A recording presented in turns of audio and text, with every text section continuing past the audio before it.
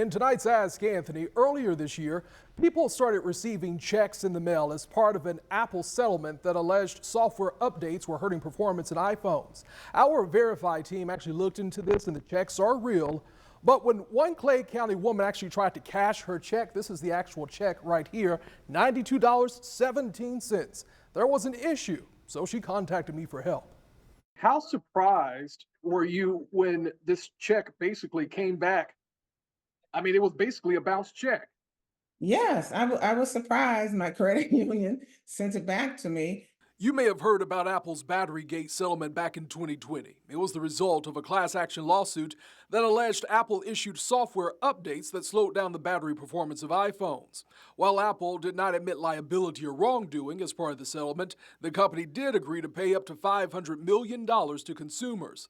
Desiree McNeil was one of the claimants. She received a check for $92.17. Payouts began on January 5th of this year. She cashed her check on April 1st.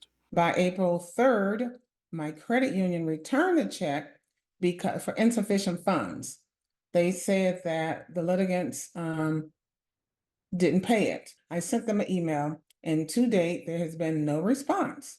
And so I said, well, I always hear Ask Anthony on the news, so let me give it a try. McNeil's credit union sent a letter that said the check was stale dated. Basically, it was too old. But according to the front of the check, she had until April 18th before it would become void. Once again, she deposited in her bank account on the first day of April. The check was issued by Huntington Bank with corporate offices in Columbus, Ohio. I was able to find contact information for corporate executives, so I emailed all of them. What would be the perfect resolution for you in this situation?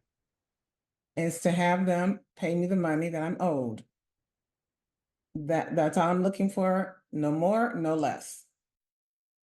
So this afternoon, about 3 hours ago, I heard back from a representative with Huntington Bank who says they're looking into the issue and they thank me for bringing it to their attention.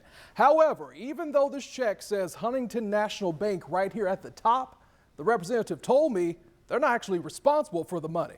It's the administrator of the account. So they gave me the administrator contact information.